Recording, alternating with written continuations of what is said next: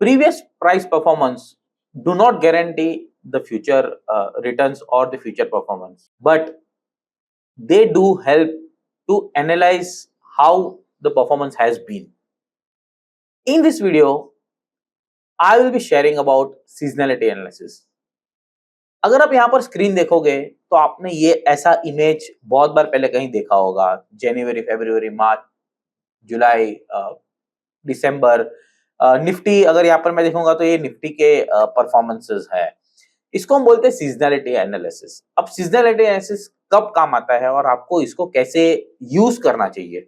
अगर आपने बहुत बार देखा होगा, अगर आप डिफाइनेंस सिक्योरिटीज के यूजर हो तो मैं ये बहुत बार अपने वीकली न्यूज़लेटर में भी डालता हूँ, बहुत बार मैंने अपने सोशल मीडिया अकाउंट में भी पोस्ट किया होगा, इवन फोरम में भी पोस्ट किया है बहुत बार। अब इसको तरीका क्या है देखने का? अगर आप यहाँ पर आप देखोगे तो सिंस 1996 यहाँ पर आप देखोगे तो निफ्टी का परफॉर्मेंस है फॉर जनवरी, फरवरी, मार्च, अप्रैल, मई, जून, जुलाई।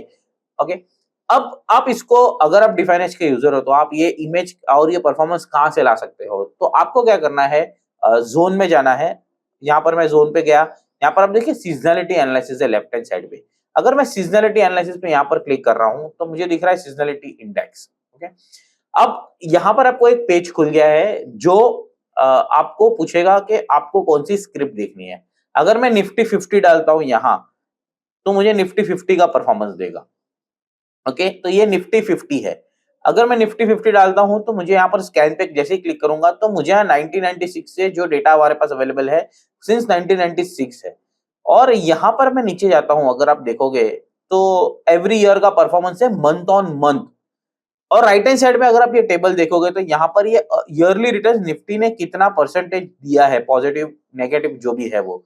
और इंटरेस्टिंगली आपको ये चीज देखनी है जो बॉटम ऑफ द टेबल है, यहाँ पर आप देखिए एवरेज रिटर्न्स, एवरेज परफॉर्मेंस कितना है।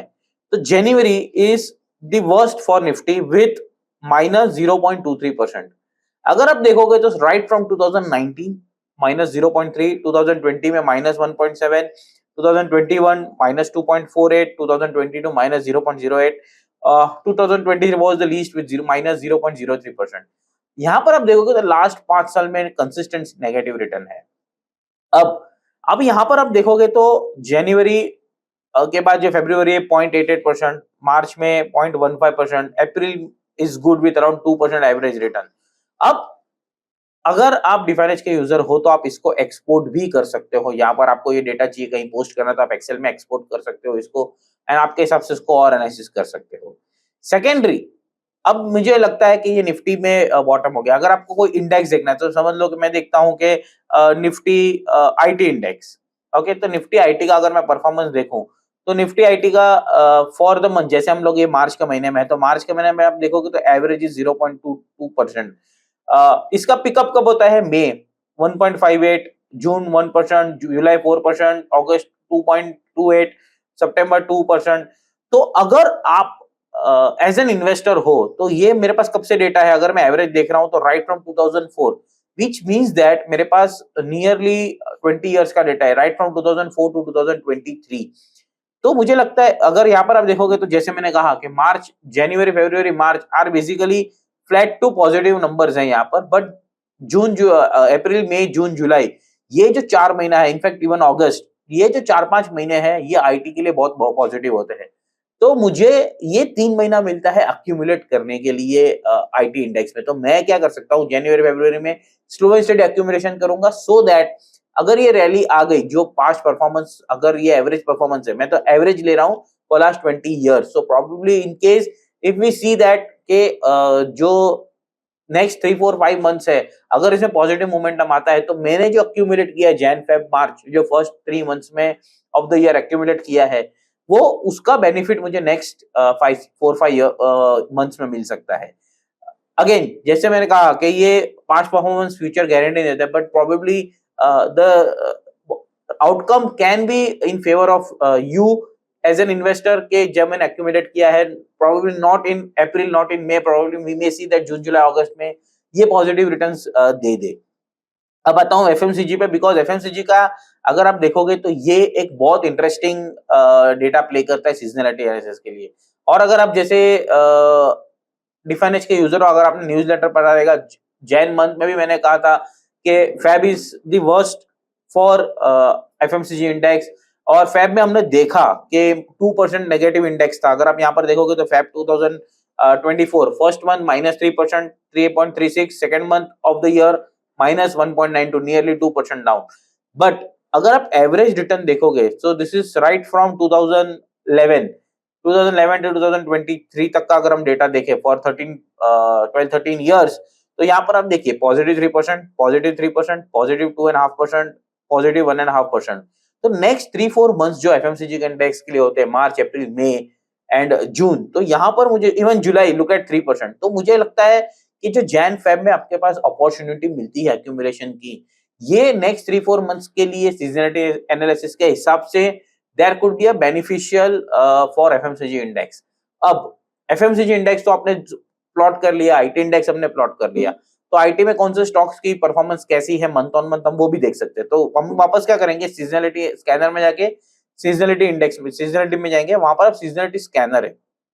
ओके, अब मैं यहाँ पे डालता हूँ निफ्टी आईटी या आईटी इंडेक्स। ओके, यहाँ पर मैंने आईटी इंडेक्स जैसे ही डाला, अभी मैं जा रहा हूँ, जैसे हमने देखा Jan Feb March are for IT is basically flat to positive, but next 3-4-5 month से वो पॉजिटिव होते हैं। तो मैं यहाँ से अप्रैल से स्टार्ट करता हूँ। अगर मैं चेक करता हूँ कि अप्रैल के लिए कौन से ऐसे स्टॉक्स है आईटी के जिसने मंथली एवरेज अच्छा दिया हो, तो भाई यहाँ पर आप देखोगे तो for the month of April, यहाँ पर आप देखिए average month average performance 6% for Coforge, Mphasis 3%, LTTS is around 2.5%, and month positive ratio, which means that यहाँ पर क्या होगा, अभी लास्ट में समझ लो 10 साल का डेटा ले रहा हूं, तो 10 साल में से समझ लीजिए कि 6 साल पॉजिटिव रहा है फॉर द मंथ ऑफ अप्रैल और 4 साल नेगेटिव रहा है फॉर द मंथ ऑफ अप्रैल, तो मेरा ये मंथ पॉजिटिव रेशियो 60% दिखाएगा।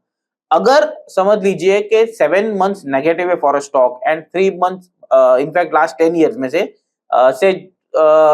जो अप्रैल मंथ है वो अगर नेगेटिव रहा है 7 months and 3 months he positive रहा है, तो मुझे यहाँ पर 30% दिखाएगा। तो मैं मंथ पॉजिटिव को सॉर्ट करता हूं, तो मुझे एलटीटीएस 71% पॉजिटिव मंथ दिखा रहा है, 63% मंथ रेशियो दिखा रहा है for Coforge with around 2.5 and 6%, TCS with around 58% with around 2% returns. तो यहाँ पर आप मंथ परफॉर्मेंस भी देख सकते हो, यहाँ पर आप मंथ पॉजिटिव रेशियो भी देख सकते हो। अब आते हैं हम अप्रैल मई के लिए। मई में क्या है, अप्रैल में हमारे पास कोफोर्ज मिल गया, एम्फोसिस मिल गया।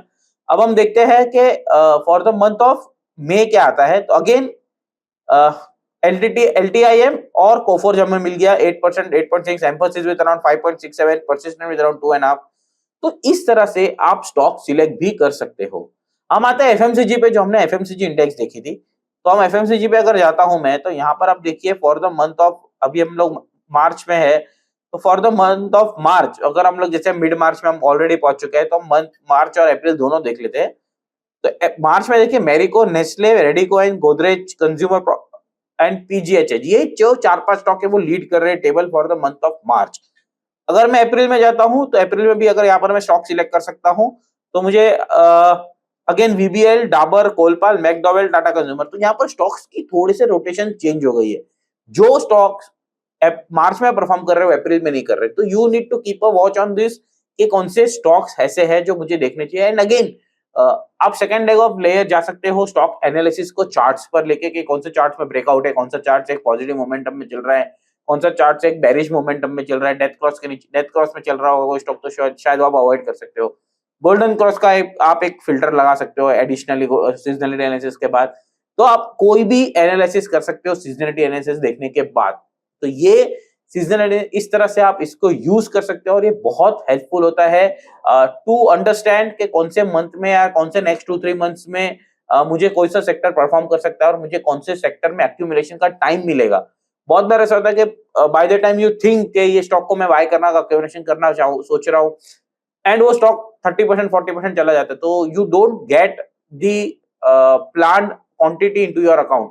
तो इस तरह से आप सीजनलिटी एनालिसिस को यूज करके अक्यूमुलेशन कर सकते हो and try to look at कौन से मंथ में आपको क्वांटिटीज मिल रही है, कौन से मंथ में आपको होल्डिंग पीरियड जो आपका बचा सकते हो आप, and look for next 2-3 months, यहाँ पर ये स्टॉक और इंडेक्स परफॉर्म कर सकता है या सेक्टर परफॉर्म कर सकता है, सेक्टर के अंदर आप स्टॉक्स देख सकते हो इस तरह से। सो अगर मैं यहाँ पर स्टॉक वाइज भी जाना चाहूंगा, जैसे हमने देखा कि कोफर्ज अगर आ रहा था, तो कोफर्ज में जाता हूँ मैं सीजनलिटी इंडेक्स में, और यहाँ पर मैं कोफर्ज टाइप कर रहा हूँ, तो मुझे कोफर्ज का एक पूरा लास्ट 2005 से मुझे यहाँ परफॉर्मेंस मिल गया। तो अगर मैं यहाँ पर देखिए, अब मैं जाता हूँ बॉटम में, तो अप्रैल में देखिए 5.92%, जैसे हमने देखा था, मई में 8.66%। तो April and May are one of the best month for Coforge. और उसके बाद देखोगे तो minus 0.22 for June, 3.5 for July and August. तो नेक्स्ट अप्रैल और मई है, ये 2 महीने हैं जो कोफर्ज के लिए बहुत अच्छे होते हैं। तो there could be an number of reasons, an number of chart structure आप देख सकते हो, और उसको शॉर्टलिस्ट कर सकते हो। अगर ये होने के बाद अगर अप्रैल में आपको दिखता है कि स्टॉक में कोई चार्ट ब्रेकआउट आया है, या कोई आप इंडिकेटर और या आप कोई थियरी यूज कर रहे हो जिसमें आपको लग रहा है कि ये थियरी में ये स्टॉक बैठ रहा है, go for it. And I think ये एनालिसिस को आप एक सपोर्टिव की तरह यूज कर सकते हो स्टॉक फिल्ट्रेशन के लिए। एंड दूसरा एडवांटेज मैं ये यूज करने के लिए है कि आपका जो होल्डिंग पीरियड है यहाँ पर, ये भी एक नैरो हो जाता है। अगर आप शॉर्ट टर्म एक्यूमुलेशन ज्यादा नहीं चाहते हो, मिनिमम क्वांटिटी चाहते हो जो इजीली अवेलेबल होता है at any point in time, अगर आप उतना ही ट्रेड करना चाहते हो, तो आप कभी भी इसको एक ब्रेकआउट लेवल्स पे ट्रेड कर सकते हो। And look for next momentum, जहां पर 2 महीने में मोमेंटम मिलता है आपको 10% का, you can look for profit bookings in those 2 months. तो इस तरह से आप सीजनलिटी गाइडेंस को यूज कीजिए along with the studies which you are using। And again मैं बोलता हूं, आपको सीजनलिटी एनालिसिस एक कंफर्म परसेंटेज रिटर्न नहीं दे पाएगा, बट आपको एक रोड मैप दे पाएगा कि this is the month where you should look for this kind of stocks. Signing off, Brijesh Bhatia.